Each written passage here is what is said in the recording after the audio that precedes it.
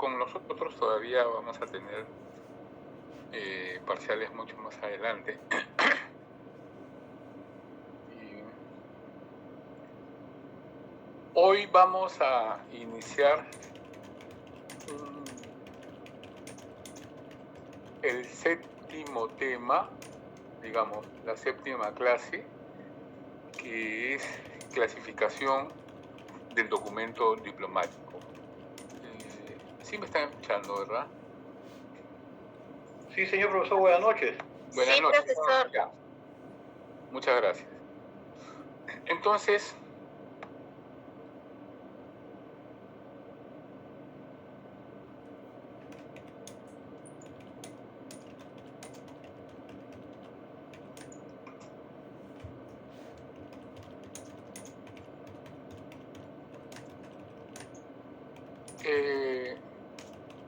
la última clase vimos a vuelo de pájaro cómo se clasifican los documentos, en cuántos tipos de diplomas hay, ¿no?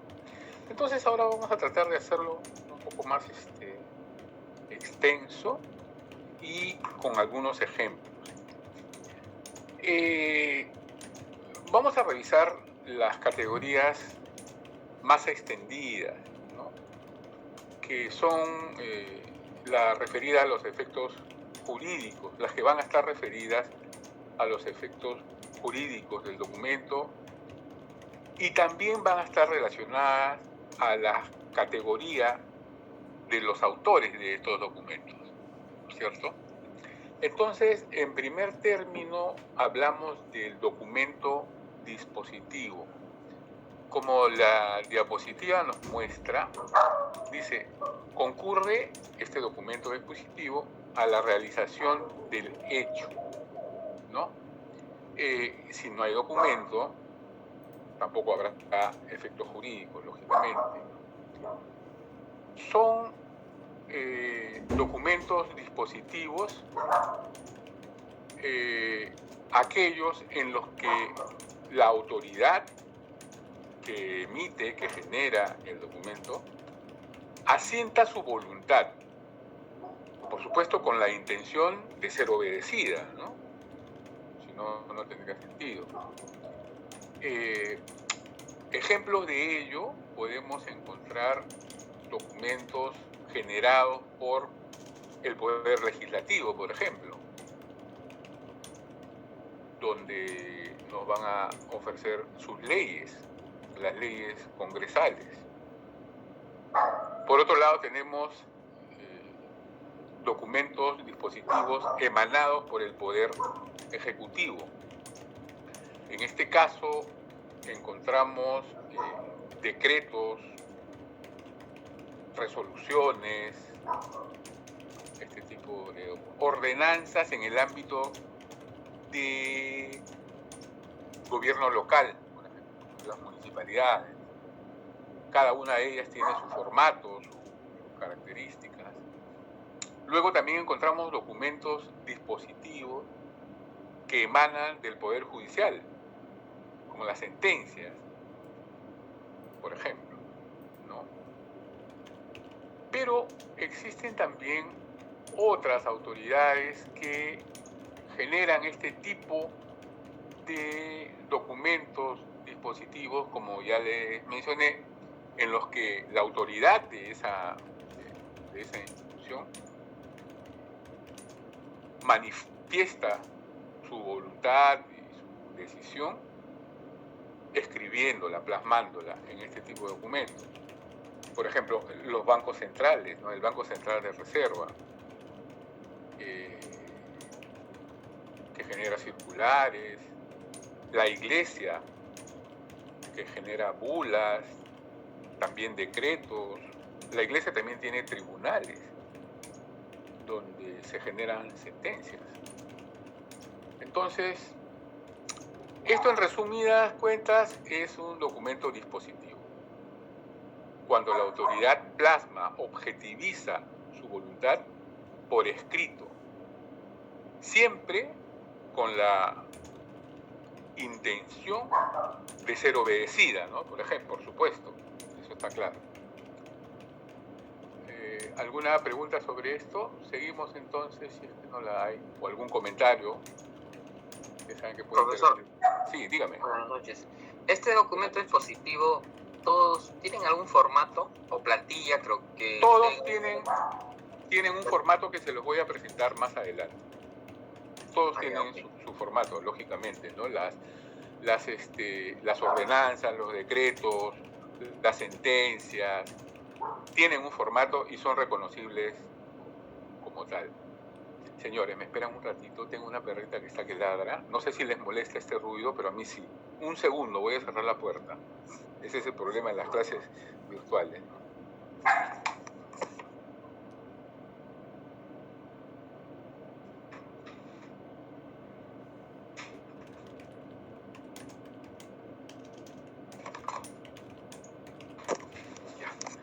Les ruego me disculpen. Es involuntario. Bueno, entonces, como decía, sí hay formatos que se los voy a presentar más adelante. En segundo término, otra tipología de clasificación son los documentos de prueba. En estos documentos de prueba, como su nombre lo indica, se consigna el recuerdo de hechos, de acontecimientos, los cuales van a servir de testimonio del mismo hecho jurídico, ¿no? Estos documentos de prueba son aquellos en que la autoridad asienta o acepta una información determinada de un acontecimiento determinado, de modo que ese documento, que esa autoridad en ese documento hace fe de que ese documento es tal y que tiene valor legal además. Por ejemplo, los registros del Estado civil, ¿no? Partidas de nacimiento, de defunción, de matrimonio, registros de la propiedad, ya sea mueble o inmueble, registros de patentes, registros, en fin, de señales, los registros de los graduados de las universidades, ¿no? Estos documentos son además de escribanos y notarios. También se incluyen dentro de estos documentos de prueba los diplomas en el sentido amplio, ¿no? Los cartones que uno obtiene después de haber terminado el estudio de una carrera, ¿no? Los certificados también emitidos por autoridades competentes, estos testimonios policiales, ¿no? Certificados, por mencionar solo algunos, balances, los libros contables, las actas de sesión, las actas de reuniones de compañías, de asociaciones, los contratos que se celebran bajo ciertas condiciones legales, ¿no? Todo esto son documentos de prueba. Tener en cuenta que se llaman así porque ese documento escrito, la autoridad lo utiliza como, bueno, a modo de hacer fe de ese documento, ¿no? La autoridad acepta esa información de modo que haga fe y tenga valor legal. Luego tenemos el documento público y el documento privado, que, como dijimos, está en relación a la persona o a la institución de quien procede de quien pone la acción jurídica que contiene el documento. Un documento privado y un documento público coinciden en algunas características. Por ejemplo, deben ser auténticos, deben tener todas las condiciones de autenticidad, ¿no? Fecha, firma, sellos. Debe existir un original y una copia, en ambos casos. Y para que tengan validez no deben estar tachados, ¿no? Ni modificados. Y además deben estar firmados o tener un aval del consentimiento de los que están involucrados en ese pacto. Entonces, estos puntos los vinculan. En este punto, ambos, tanto el documento público como el documento privado, comparten, ¿no? Pero, sin embargo, tienen marcadas diferencias. Diríamos que la principal de estas diferencias es que los documentos públicos siempre interviene algún funcionario público, para la redundancia, que está debidamente autorizado para dar fe. Por ejemplo, las escrituras, las actas notariales, entre otros, ¿no? Y por otro lado, en el documento privado, solo intervienen los individuos interesados, los particulares interesados, y de ser necesario algún testigo por las partes. Mientras que el documento público puede ser consultado por cualquier persona, bueno, salvo que exista alguna disposición legal que lo impida, ¿no? Que lo prohíba. Y los documentos privados no pueden ser consultados por cualquier persona, ¿no? Y necesitan el permiso expreso de los involucrados. Y estos solo pueden estar disponibles si alguna autoridad así lo indica, ¿no? Si no, no es de acceso libre.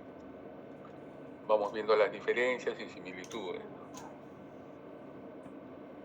Pero además un documento privado puede convertirse en público, ¿eh? En el momento en el que se presenta ante un notario público, ¿no? Lo eleva a escritura pública, como bien es sabido. Diría en este punto que es importante destacar que un documento sea público. Para que un documento sea público, debe ser expedido por algún funcionario que tenga la facultad para dar fe pública, un notario, como dijimos, ¿no? Si no reúne estas características, no se puede considerar documento público, ¿eh? Pero sí se considera un documento oficial. Esto no lo descarta. Si no reúne estas características, sí se considera un documento oficial. ¿Y qué valor de prueba, qué valor probatorio tiene un documento privado? Bueno, estos documentos privados o los documentos privados que han sido reconocidos debidamente por la autoridad competente tienen el mismo valor probatorio que los documentos públicos que lo son por sí mismos, ¿no? Y pueden utilizarse como pruebas en disputas judiciales, ¿no? Esto quiere decir que la firma asentada en el documento debe ser reconocida por los interesados o por algún testigo competente, ¿no? Entonces, eso le va a dar el valor de prueba al documento privado. Reconocer la firma debe darnos la certeza de la veracidad de todo el documento, ¿no? todo el cuerpo del documento. Y esto hace que tenga el mismo valor que un documento público. Así de complejo. Creo que hemos desarrollado un poco más este tema. Bueno, las firmas en los documentos digitales también van en ese sentido, ¿no? Ahora pues ya hay un registro de firmas digitales, ¿no? Sobre todo en los documentos públicos. Entonces, que le van a dar este peso legal al documento firmado digitalmente, ya sea con foto, ya sea con un registro, un código, ¿no? Luego, existen otras clasificaciones que pueden llegar hasta el infinito realmente, ¿no? Bueno, es un decir, pero encontramos una variedad enorme de tipologías documentales. Hasta los tickets, ¿no? Hasta los vouchers pueden llegar a ser tipologías de documentales, ¿no? Por ejemplo, donde abundan y son citados con mayor frecuencia son los documentos pontificios. Dentro de estos documentos pontificios se les denomina así porque vienen del pontífice o de la Santa Sede, ¿no? Son las bulas constantemente mencionadas en esta clase. Las bulas son documentos pontificios que tratan, digamos, materias de fe, ¿no? Materias sumamente especializadas y complejas. También pueden tratar asuntos administrativos de la Iglesia y judiciales, ¿cómo no? Hay tribunales, como les dije, ¿no? Que conceden ciertos privilegios también las bulas, ¿no? Y que finalmente está autorizado por el Papa mediante un sello que lleva su nombre. Por ejemplo, antiguamente el Papa concedía una bula que liberaba del ayuno a los que iban a luchar a la guerra contra los infieles, contra los turcos, ¿no? O los exoneraba de impuestos. Por ejemplo, bulas que dirigidas al rey de España en el siglo XV, donde le exoneran al reino de España ir a las cruzadas porque ellos tenían su propia cruzada al interior de la península, no tenían que irse a Tierra Santa, porque en la misma España o en la misma península, todavía no era las Españas Unidas, tenían a los moros, ¿no? A los sarracenos. Recuerden que por 800 años los moros ocupan la península, ¿no? Y recién en 1492 los expulsan. Entonces ellos tienen una dispensa, todos los reinos se comprometen a ir a liberar Tierra Santa para luchar, para recuperar los santos lugares. Los españoles no, porque ellos tienen a los infieles dentro de sus territorios, ¿no? Y todo esto se concede a través de bulas. Otro tipo de documentos pontificios son los breves. El breve es una carta papal sumamente compendiada, ¿no? que prescindía de las formalidades previas, donde se tratan asuntos puntuales, no menores, pero sí más puntuales sobre temas específicos de la Iglesia.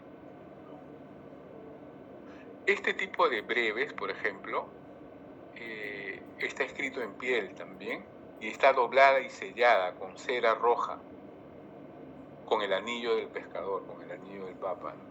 Este es un tipo de diploma según el concepto primigenio de diploma, ¿no? Para que nadie más lo lea, para que solamente lo lea el interesado. Eso que está doblado le da el carácter de privado, ¿no? Tenemos también lo que se conoce como los motu proprios, que es un documento que escribe el Papa por su propia iniciativa y autoridad, donde contiene la promulgación de una ley en particular, que puede modificar la Constitución Apostólica, pero son cosas mucho más puntuales en general, ¿no?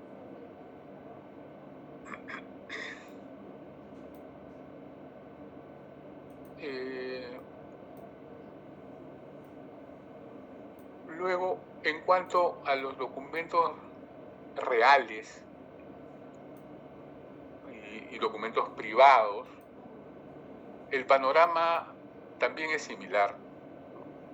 Los documentos reales emanados de las cancillerías reales, o sea, es decir, las secretarías de los reyes, pueden sumar un número bastante grande de tipologías documentales, ¿no? Las muy mentadas reales cédulas, las reales provisiones, los nombramientos, los otorgamientos de mercedes, los otorgamientos de ciudadanías, en fin. Y en el ámbito privado, pues mucho más, ¿no?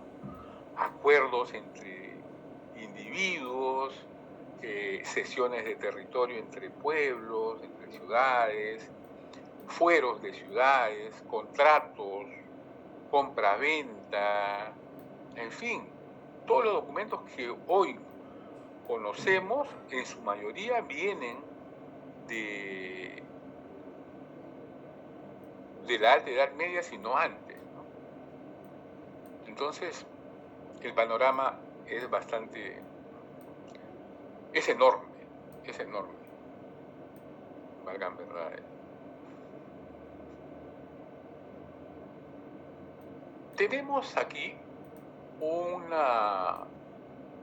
¿tienen alguna pregunta, algún comentario sobre lo que hemos revisado? Porque tenemos ahora algunos ejemplos sobre esta clasificación de documentos, ¿no? Por ejemplo, este es el formato. He escogido documentos modernos para que sea más fácil, ¿no? Quizá tenemos mayor familiaridad con este tipo de clasificación de documentos, ¿no? Estas son las leyes generadas por el Poder Legislativo, ¿no? En este caso tenemos, se puede decir, la tradición documental. El proyecto de ley, que tiene un número y se menciona, luego viene el título con la exposición de motivos, los efectos de la vigencia de la norma sobre la legislación, el análisis costo-beneficio y luego la fórmula legal propiamente dicha, ¿no? Entonces, así es como se redacta una ley congresal. Tenemos, por otro lado, un ejemplo de decreto del Poder Ejecutivo, que es fácilmente reconocible. Ya vimos en su momento un decreto de Nicolás de Piérola, no sé si lo recuerdan. Ahora tenemos un decreto de los años 60, me parece que de fines de los años 60, durante el gobierno del presidente Fernando Belaúnde, ¿no?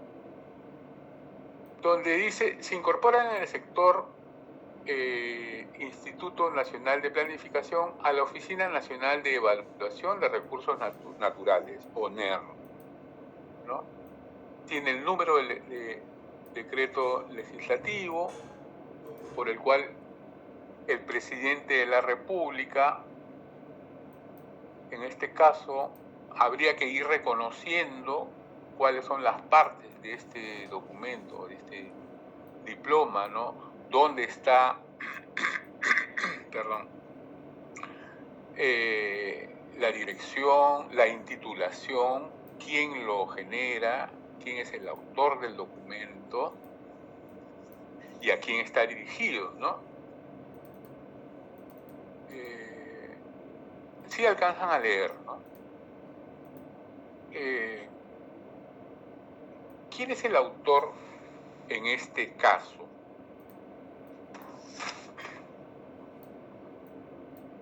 Señor Calderón, cuénteme. Según lo que podemos leer, ¿no? Dice, el presidente de la República, por cuanto el Congreso de la República del Perú, de conformidad con lo previsto en el artículo 188 de la Constitución Política, por ley, luego, en el siguiente párrafo, que el decreto ley ampliatorio del artículo 27, patatá, siguiente párrafo, que la ley del presupuesto general, luego el siguiente párrafo, que en tal razón es conveniente disponer la incorporación del mencionado organismo, con este voto aprobatorio del Consejo de Ministros, ha dado el decreto legislativo siguiente, artículo 1, artículo 2. Por tanto, mando se publique y cumpla dando cuenta al Congreso, dado en la Casa de Gobierno, la fecha tópica y la fecha cronológica, y luego vienen las firmas. Señor Calderón, ¿está claro quién es el autor? No estoy evaluando, simplemente estoy conversando. Sí, profesor. Ya. En este caso, ¿quién es el autor del documento? El presidente, Fernando Belaúnde Terry, ¿no?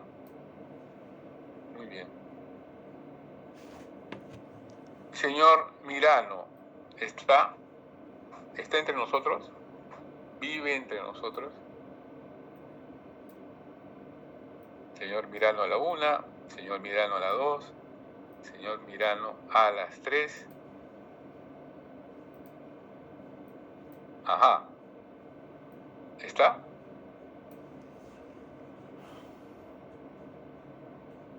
Bueno. Está escribiendo en el chat, profe. Caray. Ya. Muchas gracias.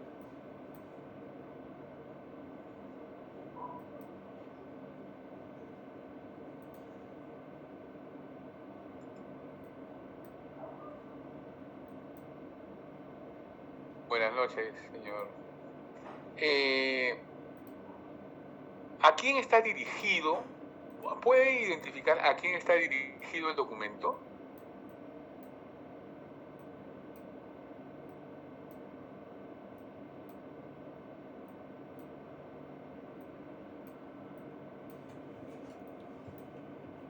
¿Dónde estamos?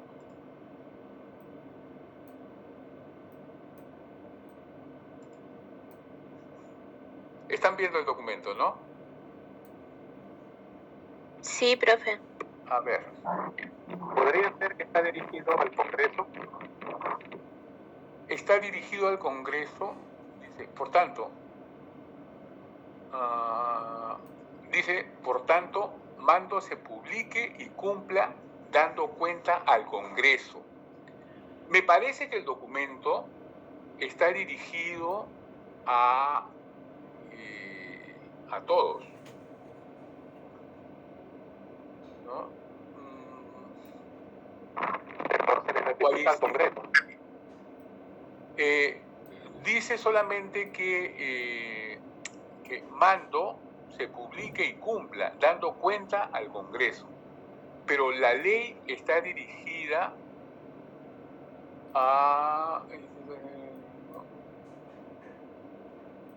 al sector Instituto Nacional de Planificación, porque a ellos les está diciendo que incorpore la Oficina Nacional de Evaluación de Recursos Naturales, ¿no?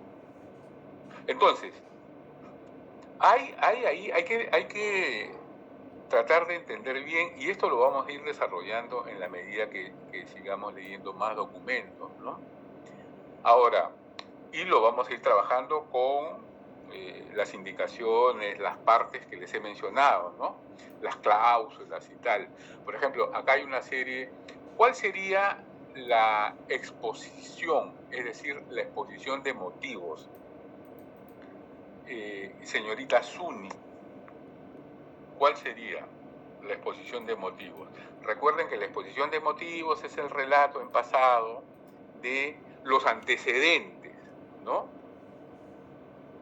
Pueden levantar la mano cualquiera, ¿eh? Esta es una conversación. Es importante para ir reconociendo. ¿Perdón? Serían los 4 primeros párrafos del texto. Por cuanto nos anuncia que viene un relato, ¿no? El Congreso de la República, que el decreto ley número 20014, que la ley del presupuesto general de la República número 23233, que en tal razón es conveniente disponer, eso ya no.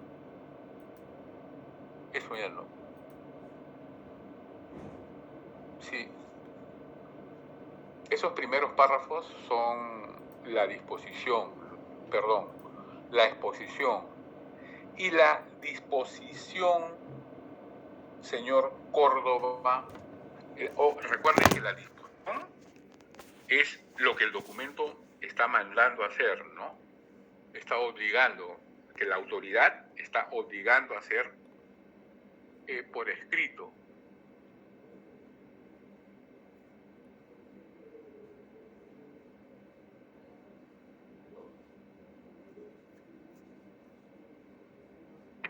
Ahí considero que sería el artículo primero y segundo. Ahí está, así es. Está sencillísimo, ¿no? O sea, ya pasamos el curso de diplomática. Ya lo pasamos. Dispone, ¿no? Ahora, también hay que comprobar, hay que revisar si hay cláusulas. Recuerdan que les dije las cláusulas que van a dar validez al documento. Hay que reconocer cuáles serían esas cláusulas. En este caso, la cláusula preceptiva está dirigida a autoridades de menor rango. Por tanto, mando se publique y cumpla, dando cuenta al Congreso. Ya el Congreso se encarga de hacer lo suyo, ¿no?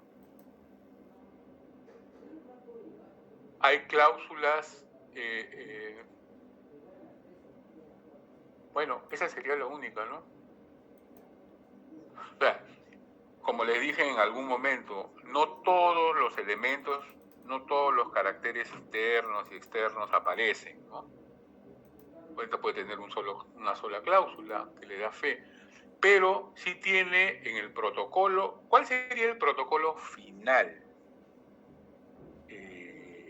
Señorita Lescano, o quien tenga bien contestar. ¿Cuál sería el protocolo final o escatocolo, la final del documento? Que, como dijimos, está compuesto por las firmas, o sea, las validaciones, la firma del autor, la firma de los testigos, la firma del secretario. Después aparece la data tópica y la data cronológica.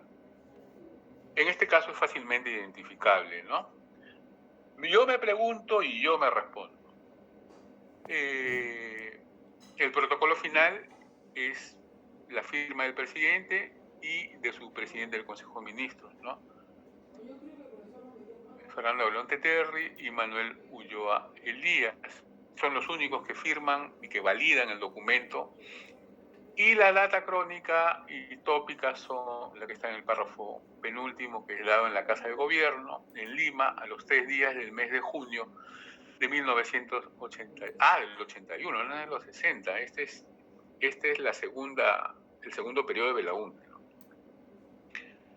Este decreto del Poder Ejecutivo nos sirvió para ver un poco también la conformación del documento, donde se le puede hacer un análisis diplomático, ¿no?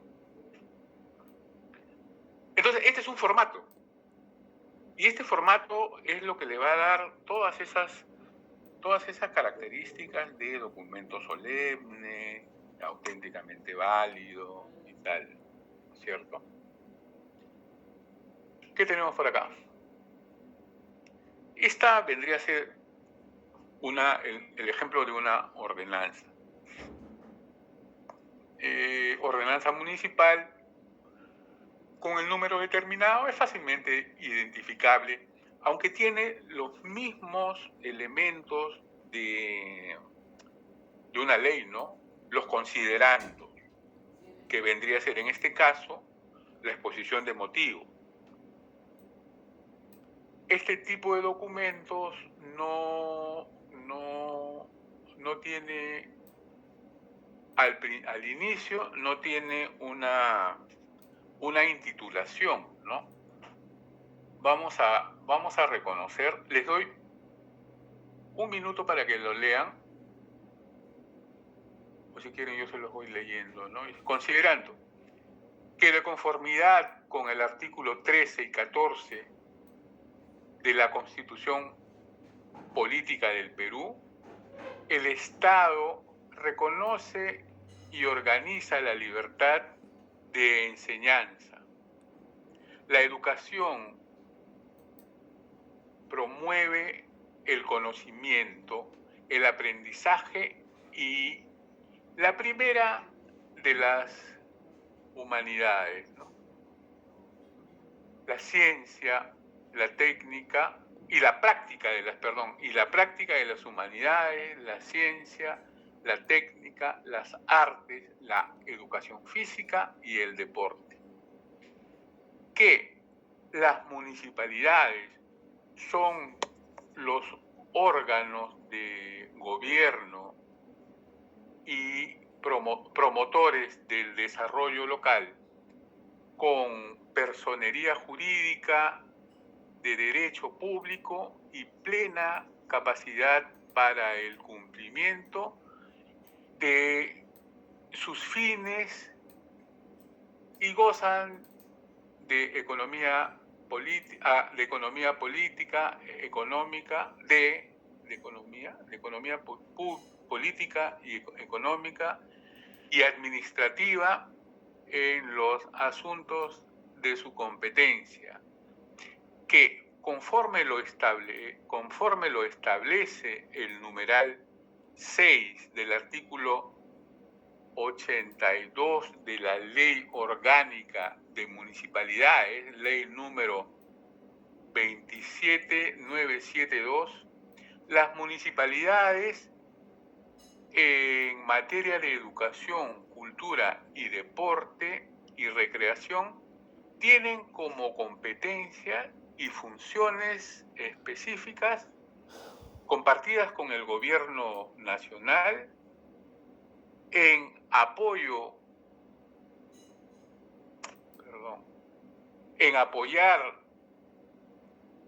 la creación de redes educativas como expresión de participación y cooperación entre los centros y programas educativos de su jurisdicción, que en función de las municipalidades, que es función de las municipalidades proponer y ejecutar medidas relacionadas al desarrollo humano que permitan el desarrollo económico y social del distrito, mejorando el nivel de vida de sus habitantes. Ordenanza municipal que solicita creación de academia preuniversitaria. Artículo 1. Aprobar la solicitud, ¿no? Debería ser, de creación de una academia preuniversitaria en en Marcaval. Marcaval, ¿no? De acuerdo a lo expuesto en la parte considerativa de la presente ordenanza. Artículo 2. Crear la Academia Preuniversitaria con el objetivo de brindar una preparación de cabalidad y exigencia total para lograr el ingreso de la mayor cantidad de alumnos postulantes a la universidad o centros de estudios superiores. Regístrese, comuníquese y cúmplase. Una serie de sellos y firmas, ¿no? Pero, ¿quién genera este documento? Acá veo un logo que me parece que es... Él es Toribio Rodríguez de Mendoza, entonces parto que es la municipalidad. No logro ver bien, pero me imagino que es del distrito Toribio Rodríguez de Mendoza. ¿Y a quién está dirigido?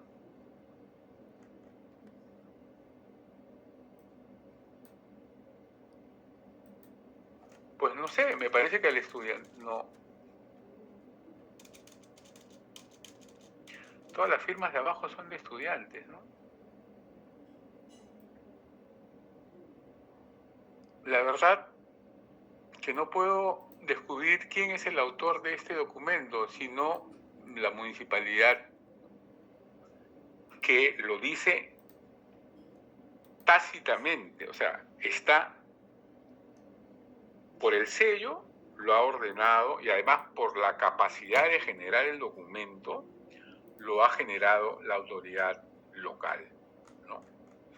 Entonces, en el análisis debemos poner eso, ¿no? Tácitamente, implícitamente, el autor es la municipalidad. Puede, como les dije, puede ser un individuo o una institución, ¿no? En este caso es la institución de la municipalidad Rodríguez de Mendoza. Y está dirigido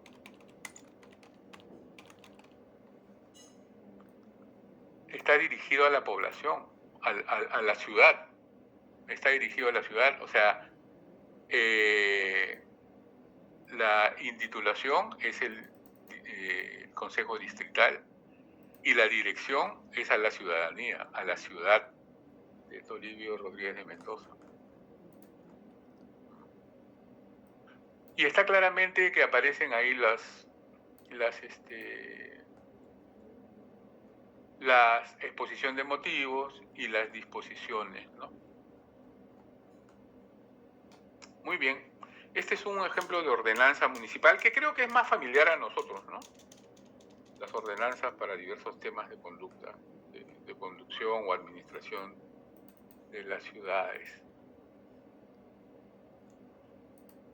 Este es un modelo de resolución generada, como habíamos dicho, dentro de las clasificaciones, ¿no?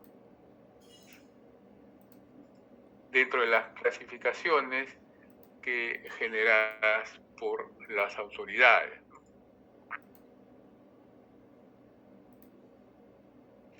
Este es otro modelo, resolución de aprobación del plan de depuración y sinceramiento contable. No interesa el tema, interesa ver el formato, ¿no? Que también tiene sus partes, ¿no? Considerando y la resuelve. Por eso se llama resolución, porque se resuelve en varios artículos.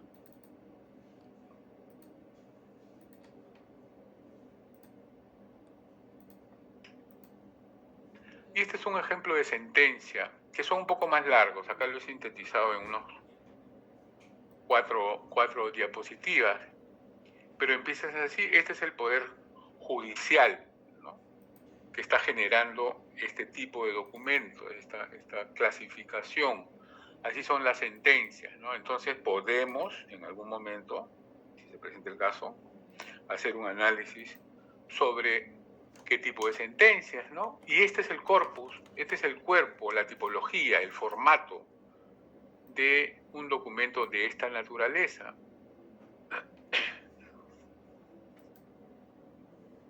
La sentencia propiamente dicha empieza aquí, que vendría a ser una revisión también de lo que se dispone, lo que se dispuso en el avance del expediente, ¿no?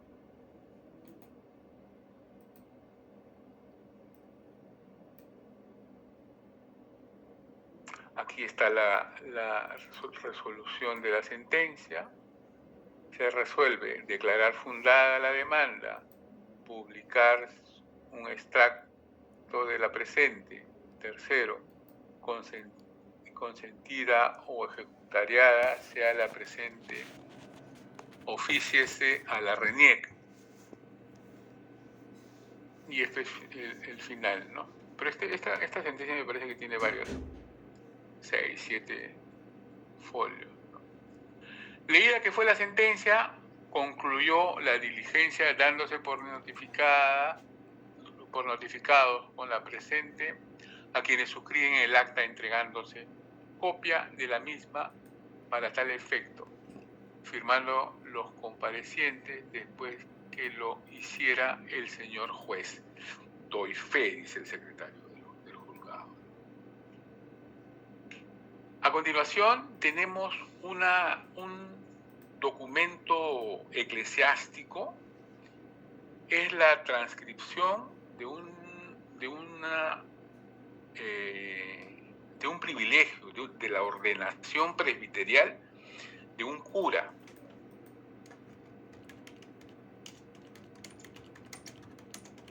Transcripción, y se ha traducido del latín al español. Y este es el resultado, este es el formato de un tipo documental eclesiástico.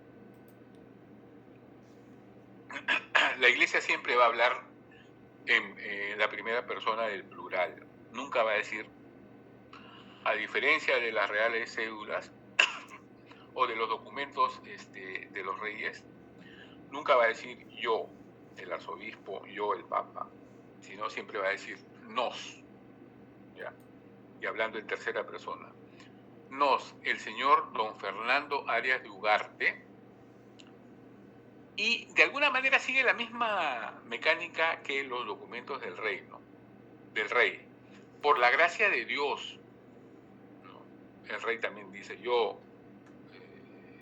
Carlos, por la gracia de Dios, rey de tal y tal y tal y tal. Aquí dice, por la gracia de Dios y de las santas y de la sede apostólica, o sea, Roma, arzobispo de esta ciudad de los reyes, o sea, Fernando Arias de Ugarte es el arzobispo de la ciudad de los reyes. Además, sigue la intitulación, porque está mencionando su autoridad, sus calidades. Doctor en ambos derechos, es decir, en derecho canónico y en derecho civil.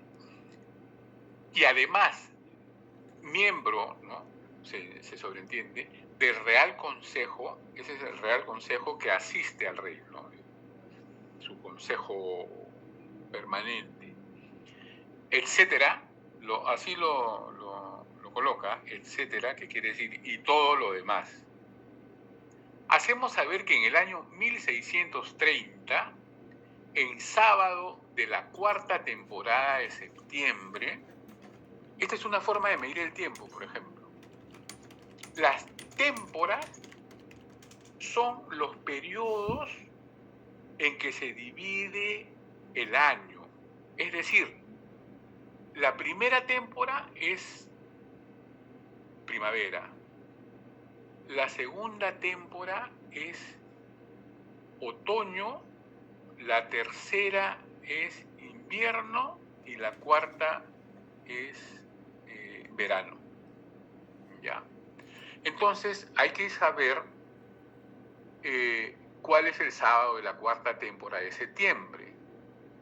En este caso, la cuarta témpora de septiembre empieza el 14 el 14 de septiembre se celebra la fiesta de la exaltación de la Santa Cruz.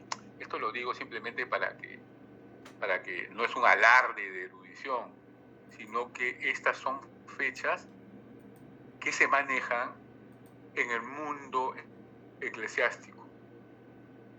Las fechas en el mundo civil, en el mundo laico, son como todos nosotros conocemos, ¿no? El 14 de septiembre de 1630, pero acá no te lo mencionan directamente, lo mencionan según la tradición eclesiástica, ¿no? Ahí es que se complejiza un poco, pero no hay nada ahora que Internet no te lo diga, ¿no? Busca que es témpora o témporas, cuántas hay, y ahí te van a indicar seguramente, ¿no? Cerramos el paréntesis. En el propio día 21º, en nuestra iglesia catedral, o sea, en la Catedral de Lima, los celebrantes de la ordenación general de nuestro venerable en Cristo, el bachiller Pablo Recio de Castilla, hijo legítimo de Gabriel Recio de Castilla y de doña Ana de Rojas, su mujer, que reside con él en la dicha ciudad, examinado y aprobado al sacro orden del presbiterado, de acuerdo con el rito y canónicamente, lo llevamos a ser ascendido y lo ascendimos. ¿Por qué dice esto? Porque el presbítero ya es un cura, el presbítero ya es un sacerdote.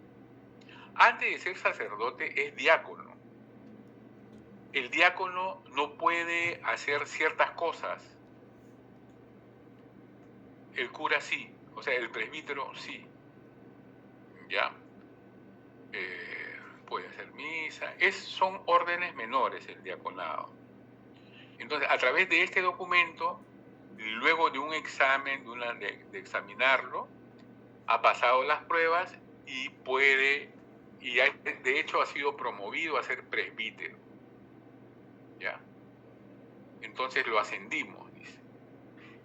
Y acá está, además, dado y archivado como, entre corchetes menciona figura. Eso quiere decir que en el original ahí hay una figura, hay una imagen, hay una grafía, pero no describe cuál es. Dice, dado y archivado como más arriba. Fernando, arzobispo de los Reyes, esta es la firma, seguro hay una rúbrica, por orden de mi señor arzobispo Pedro Navarrete Carvajal, secretario del arzobispo. Esta es la fórmula de un tipo documental. ¿Varía algo una bula, un documento del Papa? Varía en algo, o un breve, puede ser más extenso la bula, pero digamos, están todos los elementos. Si yo le pregunto a la señorita Espino Salazar, ¿quién es el autor de ese documento? Es decir, ¿dónde se encuentra la intitulación de este documento? ¿Qué me podría responder? La señorita Espino o quien tenga la respuesta. Me respondo yo. Don Fernando Arias de Ugarte, arzobispo de Lima. No. Él es el autor. ¿Y cuál es la dirección? Es decir, ¿a quién está dirigido este documento, señor Pajuelo?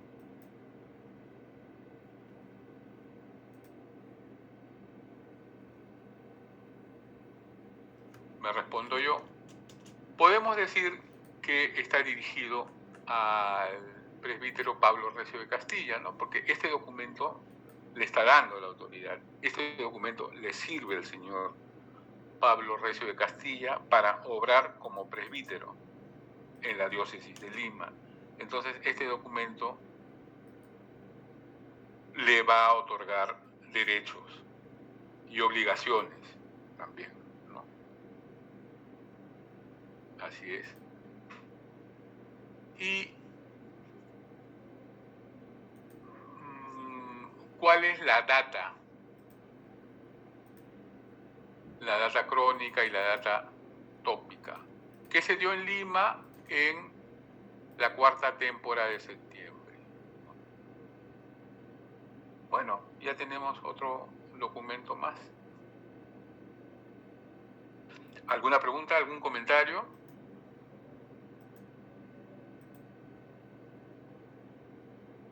Bueno, entonces pasamos a ver otro documento del tipo registro, como les mencioné en su momento, ¿no? Puede ser registro de la propiedad, mueble e inmueble. En este caso es registro de una propiedad industrial, ¿no? Cumple todas las funciones, tiene la firma, tiene el sello, también dice la dirección de signos distintivos del Instituto Nacional de Defensa de la Competencia y de la Protección de la Propiedad Intelectual Indecopi certifica que por mandato de la resolución tal Indecopi de fecha 21 de abril del 2017 ha quedado inscrito en el registro de marcas de servicio el siguiente signo. Es como el logo, digamos, ¿no? Entonces este es un registro de la propiedad industrial e intelectual, cuyo formato es el que sigue. Pero otro tipo de registro también es este, ¿no? Un acta de nacimiento. Con este formato puede ser un acta, como les dije, de una sociedad, acta de cesión de la municipalidad, acta de cesión de una sociedad comercial, acta de cesión de un club, en fin, todo este tipo de documentos, ¿no? ¿Tenemos algún comentario hasta aquí? Profesor, Sí, dígame. estaba preguntándome cómo se iba desarrollando la jerarquía eclesiástica en nuestro territorio en los inicios, antes en el tiempo del virreinato, y qué documentos emitía cada jerarca, ¿no? Cada prelado. Es decir, entiendo que la bula solo lo hace el Papa, pero en nuestro territorio las jerarquías que había, ¿qué documentos emitían según su rango? Gracias. Mira, primero hay que ver que existen dos tipos de clero, ¿no? El clero secular y el clero regular. El clero secular viene de século, siglo, y es el que vive en el siglo, en el tiempo, el que vive,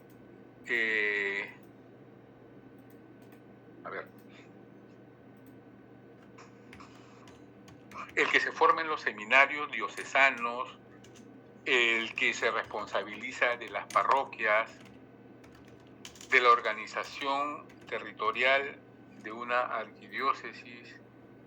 El clero secular es el que vive en sus casas, el clero secular es el que puede hacer carrera, el que enseña en los colegios, el que puede hacer carrera al interior de la iglesia, ¿no? Son los diocesanos. Puede ser diácono, presbítero, de ahí va ascendiendo a obispo, arzobispo, puede ser canónigo de una catedral, ¿no? Puede acumular riqueza porque, digamos, no hace voto de pobreza. Hace todos los votos, pero no hace voto de pobreza. Es decir, puede percibir sueldos, ¿ya? En cambio, el clero regular, como su nombre lo indica, es el que vive de acuerdo a una regla, ¿Quiénes son estos? Los que pertenecen a las órdenes religiosas, ¿no? Los dominicos, los franciscanos, los jesuitas, los mercedarios, que viven en comunidad, se forman en los seminarios de la propia orden y renuncian al mundo. No sé si ustedes se han dado cuenta que, bueno, ahora ya no, cambiaban de nombre, ¿no? Cuando ingresaban a la regla, cambiaban de nombre, ellos elegían un nombre. Lo mismo sucede en la rama femenina, ¿no? Las mujeres al entrar a estas órdenes religiosas también cambian de nombre. Ellos hacen todos los votos, lo mismo que los del clero secular, pero hacen también el voto de pobreza. Nada les pertenece, todo pertenece a la comunidad. Esas son las diferencias entre ambos cleros, o mejor dicho, esos dos tipos de cleros existen o coexisten en el mundo, y aquí, bueno, desde el siglo XVI que llegaron. El clero secular es el que llega primero, o sea, acompaña a los expedicionarios, llega primero y se establece la jerarquía eclesiástica aquí, porque son ellos los que van a administrar el territorio y organizar el territorio eclesiásticamente hablando. Las órdenes religiosas que vienen con ellos o después tienen que acomodarse de acuerdo a las disposiciones de la autoridad local. Es decir, se reconoce una cabeza en el territorio. El primero fue el arzobispo, bueno, se crea una arquidiócesis en el Cusco, ¿no? Valverde, el que acompañó a Pizarro, se le otorga eso, pero no cumple una función efectiva, porque son los primeros años convulsos. Hasta que se crea la diócesis de Lima con Jerónimo de Loaiza, y pocos años después, en 1543, se crea la arquidiócesis de Lima. Entonces, respondiendo a su pregunta, era necesario hacer esta aclaración. Respondiendo a su pregunta, lo primero que van a hacer ellos es establecer políticas evangelizadoras del territorio. Y estas políticas evangelizadoras se organizan sobre la base de constituciones. Se juntan los representantes de la Iglesia en diversos sectores de la recientemente descubierta América y acuerdan establecer cuál va a ser la política en relación a los españoles, en relación a las poblaciones indígenas, ¿no? En relación a asumir las directivas que vienen de la madre patria. Entonces, esos son los primeros documentos de establecimiento de la jerarquía y de organización del territorio. Entonces, ahí vienen los traslados de las bulas del Papa, porque ellos son nombrados por bula, los arzobispos son nombrados por bula. Y aquí generan una serie de documentos, por ejemplo, las constituciones del concilio, que son acuerdos que se toman a nivel general de la Iglesia del Perú, que abarcaba gran parte, ¿no? Desde Panamá hasta el Tucumán. Entonces, los primeros documentos que se generan son de ordenamiento jurídico. Por otro lado, tenemos los documentos que generan las órdenes religiosas, que se acomodan a lo que dispone el arzobispo y proponen su mecanismo de evangelización. Es decir, cada orden cumple una función determinada de acuerdo al carisma de cada orden, ¿no? Unos son predicadores, otros se dedican a la enseñanza, otros a la limosna, pero van hacia diversas regiones del virreinato, ¿no? En apoyo al clero secular. Y ellos generan documentación también de la primera organización de sus órdenes religiosas. La organización de estas órdenes religiosas se van conformando en provincias. Los franciscanos tienen 2 provincias en el Perú, la provincia de San Francisco Solano y la provincia de los 12 Apóstoles, que tienen su zona. La provincia franciscana de los 12 Apóstoles tiene su sede en el convento de San Francisco, en el centro histórico. La sede de la provincia franciscana de San Francisco Solano tiene su sede en el convento de los Descalzos, en el Rímac. Esa es la base para que los franciscanos vayan por un lado y por el otro. Los dominicos tienen su provincia también propia. Una es acá en Lima y otra es en la selva. Y así, las diversas órdenes religiosas también tienen su lógica y su mecánica. En estos procesos de evangelización, las órdenes religiosas van generando sus documentos, sus mandatos, ¿no? A nivel particular. En cambio, la arquidiócesis de Lima empieza a generar documentos que establecen la política evangelizadora macro, ¿no? La visión de conjunto. Luego, como este es una arquidiócesis muy grande, la arquidiócesis de Lima abarcaba pues desde el norte, desde casi la Libertad, un poco más allá de la Libertad, hasta Ica, ¿no? Y hacia el oriente, Chachapoyas. Era inmensa. Entonces, con el paso de los tiempos, esta arquidiócesis tiene que ir reduciéndose y se van criando otras diócesis. Y ahora tenemos como 25, ¿no? Para una mejor administración del territorio. Quizá no le respondí la pregunta porque es bastante compleja, pero más o menos le he presentado el panorama de cómo se divide el territorio y que cada uno de ellos es el responsable de generar sus documentos de organización. Dentro de ellos, si bien no hay bulas, pero sí hay acuerdos capitulares, hay concilios, sínodos, donde se establecen estas normas.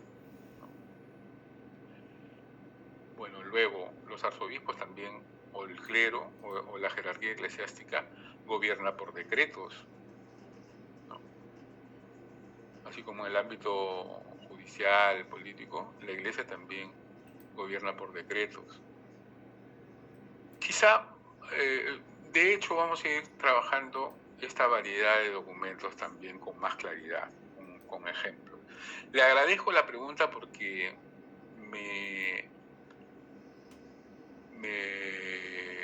voy a tener que buscar esos documentos para mostrárselos a ustedes también y trabajar sobre ellos, pues la variedad es inmensa.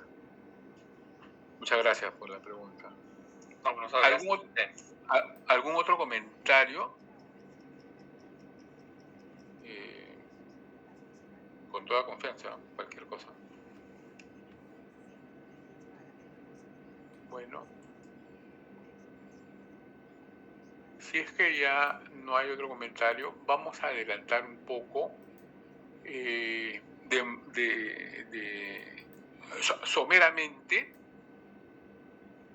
otro aspecto fundamental del documento, que es la génesis. Quiero hablar un poco sobre esto porque es un tema bastante amplio y nos quedan todavía 20 minutos, quizá un poco menos. Pero voy a adelantarles este documento porque con los ejemplos mañana vamos a abundar más, ¿no? La génesis del documento tiene que ver con la filiación, o mejor dicho, con la procedencia, el nacimiento y el desarrollo del documento diplomático. Y esto está vinculado necesariamente al autor del documento, al destinatario y al rogatario. ¿Ya? El autor sabemos lo que es, ¿no?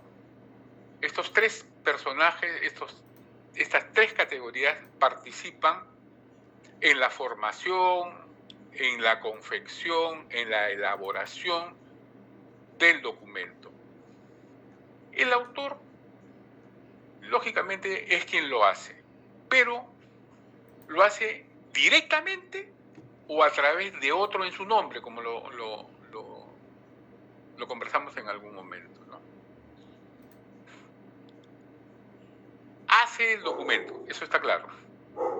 Y es el autor porque no solo lo redacta y tal, sino porque realiza la acción jurídica que el documento contiene. ¿Me explico? Aunque no lo redacte también, ni lo escriba, ni se ocupe de que alguien lo haga. Así nada. Por ejemplo, los papas o los reyes, o los virreyes o los arzobispos, ¿no? La voluntad de ellos es otorgar un privilegio a alguien, es otorgar una norma, es otorgar una ciudadanía, es exonerar de determinados pasos. Él es el autor de ese documento, de ese hecho jurídico, ¿no es cierto? Pero para que este hecho jurídico tenga validez, tiene que redactarse, ¿no?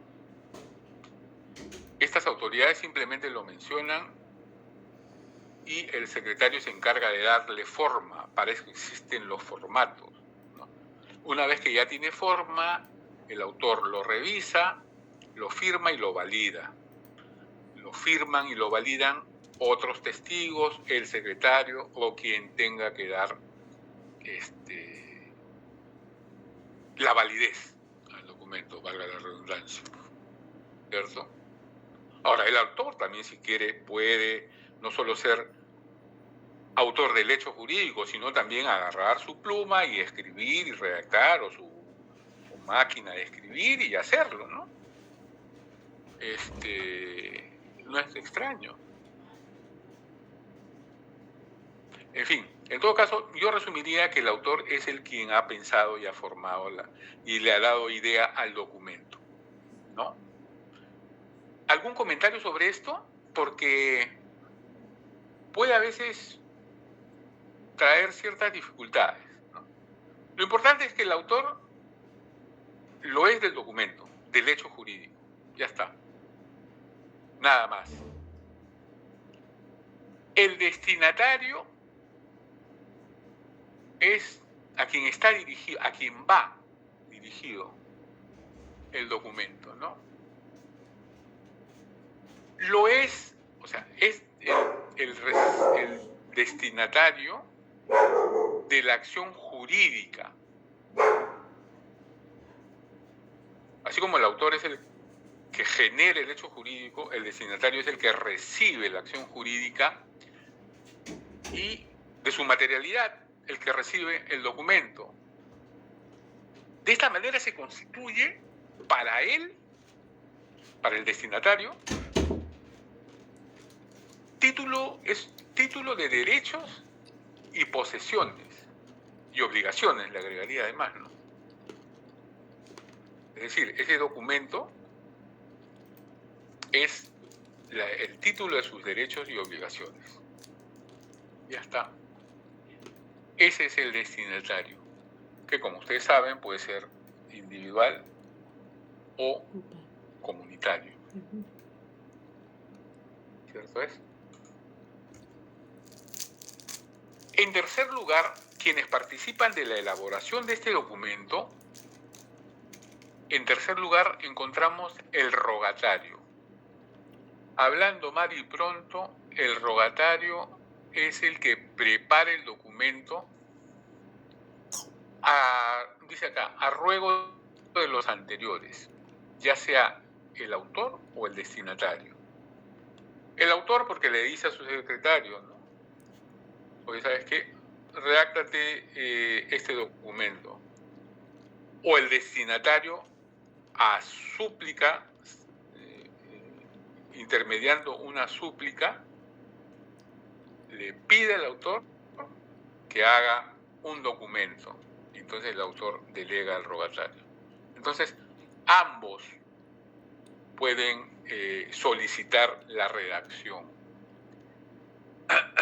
Lo redacta, escribe, valida, registra, expide y pone los elementos externos que se requieran, ¿no? El rogatario es el canciller, es decir, el secretario del rey, el secretario del arzobispo, el secretario del papa, son los notarios o escribanos, en suma, un secretario más. ¿Ya? Entonces, estos tres personajes son los que participan de la formación o la elaboración del documento. ¿Estamos claros en ello?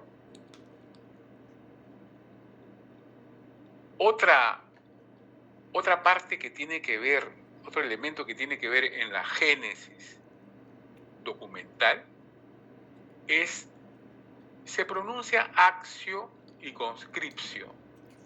¿Ya? Como ustedes pueden leer, está en latín. Esta fase, estas dos fases, la distinguimos en la hechura, en la confección del documento. La actio, como su nombre lo indica, corresponde al autor y es la acción jurídica de la cual derivan los derechos y las obligaciones, ¿no es cierto? Y tiene que ver con el autor, que es el autor de la acción jurídica. Y la conscripción o la conscripción, está claro que es la consignación por escrito de esa acción con sus derechos y obligaciones. La primera corresponde al autor y al destinatario, la actio, y la segunda al rogatario. ¿Ya? ¿Entendimos esta parte? Yo creo que sí. No hay... Sí, profesor. Ya, no hay mayor problema. Entonces, es importante porque en algún momento yo, en alguna práctica, les puedo preguntar, ¿no? Identifique usted al autor, al destinatario y al rogatario, ¿no? Y cuáles son sus fases de tal documento. Siempre va a ser a la luz de un documento, nunca va a ser en teoría, porque no para eso están las prácticas, ¿no? Ahora, pero para complejizar un poco la situación, esta acción y conscripción lo separa una de otra el tiempo en que se realizan, ¿no? No es simultáneo. La acción es primera y la conscripción, es decir, la escritura es inmediatamente después.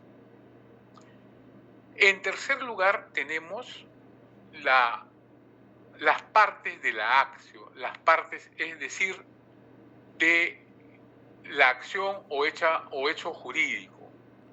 Y son 4 o 5, a veces aparecen, ¿no? Profesor, buenas noches, disculpe. Faltan 10 minutos para que acabe la clase. ¿Tan rápido se pasa el tiempo? Yo que ya me estaba divirtiendo. Bueno, entonces, brevemente. Entonces, las partes de la acción no necesariamente concurren todas, ¿no? En cada acción jurídica. Bueno, entonces creo que nos quedamos acá. Ya mañana vamos a desarrollar un poco más, pero es bueno que veamos que son la petición, súplica, ruego o reclamo, la intercesión. Yo creo que pueden tomar la nota en castellano nomás, porque para que no se confundan, ¿no? Petición, intercesión, intervención y consentimiento, que es la opinión, el parecer de algunos especialistas. La testificación, está claro que es la participación de los testigos.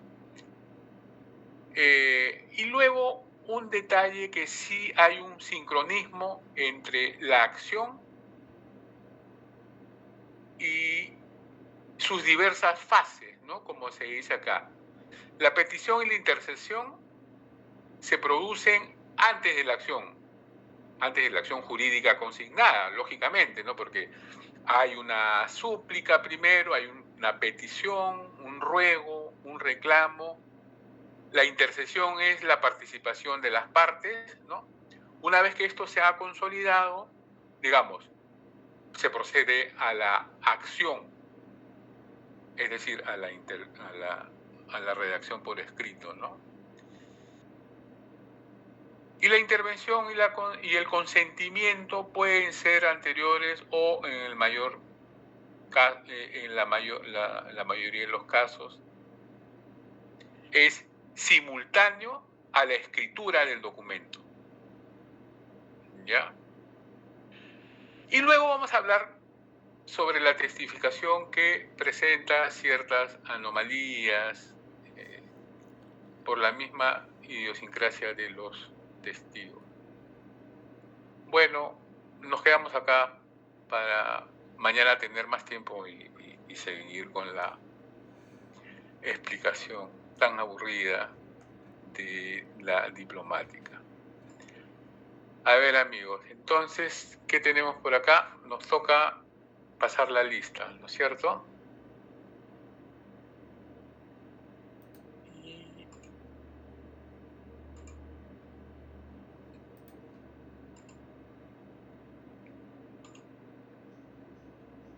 A ver, esto no es acá.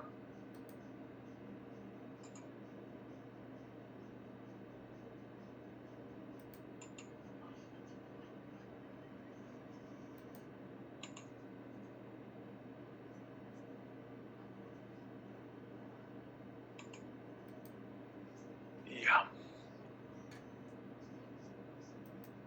Esto sería la clase 7, ¿no?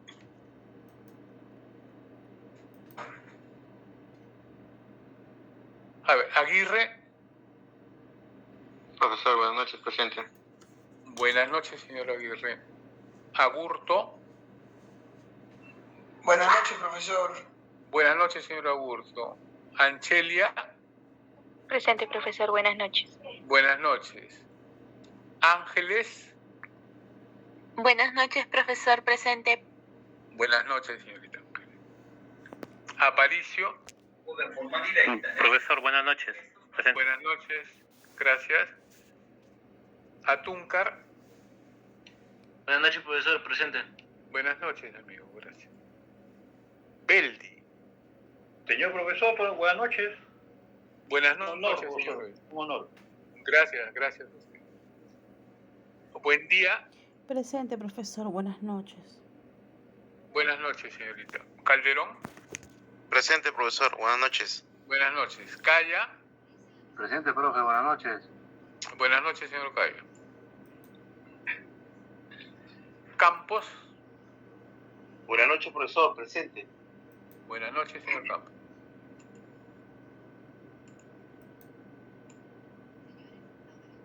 Capristano. Presente, profesor. Buenas noches. Buenas noches, señor Capristano. Córdoba. Presente, profesor. Muy buenas noches. Buenas noches, señor Córdoba. Espino.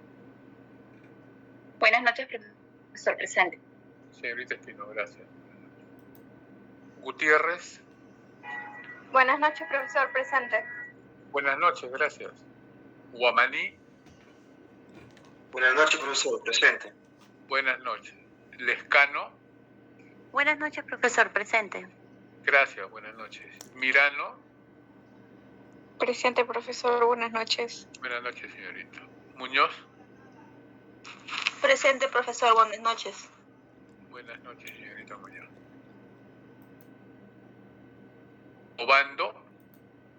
Buenas noches, profesor. Presente. Gracias, señor Obando. Pajuelo.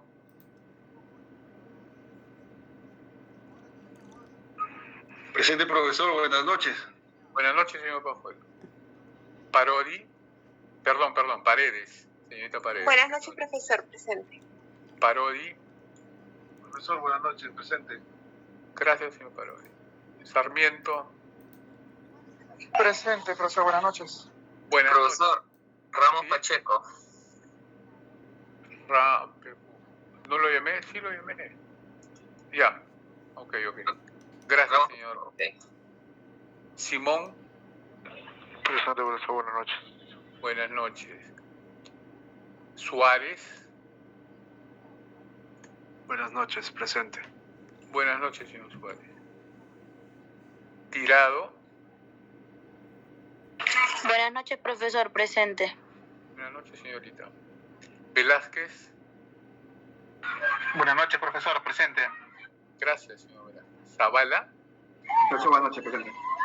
Buenas noches, señor Zavala. Sea. Profesor, buenas noches. Presente. Buenas noches, señorita. Suni.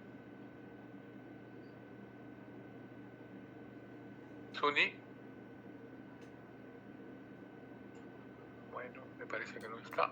Luego todos, he llamado a todos, ¿no es cierto? Bueno, muchas gracias por su atención. Nos vemos mañana entonces, Dios mediante. Que tengan una buena noche, descansen. Descansen del profesor.